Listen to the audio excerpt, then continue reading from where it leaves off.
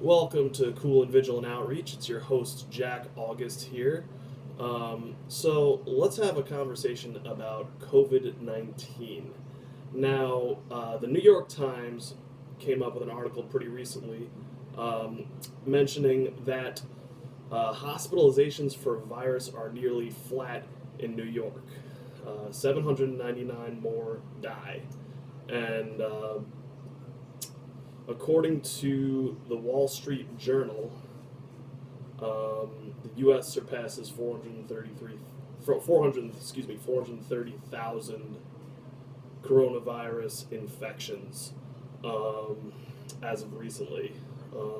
And according to the Idaho Statesman, the coronavirus update, third day in a row, Idaho actually reports a decline in new COVID 19 cases. Now, it is of the utmost importance to continue the social distancing and to continue following CDC regulations in order to maintain this plateau and hopefully maintain a decline eventually. Um, and according to Barron's, the latest coronavirus data is out, and the number of new cases worldwide has declined. Um, Now, when you listen to the mainstream media, you're going to hear things like, all this scary news. They're going to talk about, bodies piling up all over the place and trucks needing to haul them out and get and people not being able to have funerals or whatever. And oh my goodness, we got to track everybody because we got to, you know, this is the Patriot Act all over again.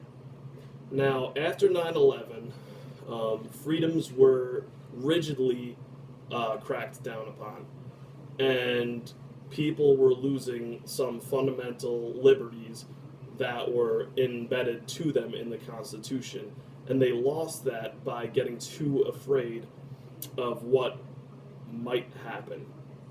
So, the reason I make this video is I don't want us to fall into the same trap that we fell in 2011 after the after the terrorist attack, because it doesn't do anybody any good to make decisions in a highly emotional state, which is what a lot of bad actors will want you to do. Because because when you're emotional, when you're angry, when you're upset, when you're depressed, are times when you could be are times you could be the easiest to manipulate. So what do I mean by that? Well, when you're depressed and when you're angry and when you're scared, what do you want? You want answers.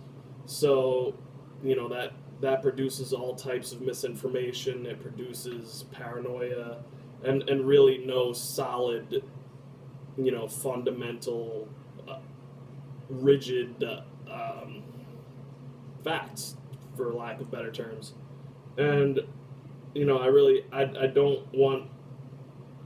don't want people to fall for the hysteria. And so, I make this video essentially to say just follow CDC regulation and don't get scared and don't fall for this nonsense of we got to expand surveillance of everybody just because of this pandemic. I think it's counterproductive, and if we go in that direction, I speak from past experience that surveillance will not go away. It will continue after, and we have to do everything in our power to stop that from happening.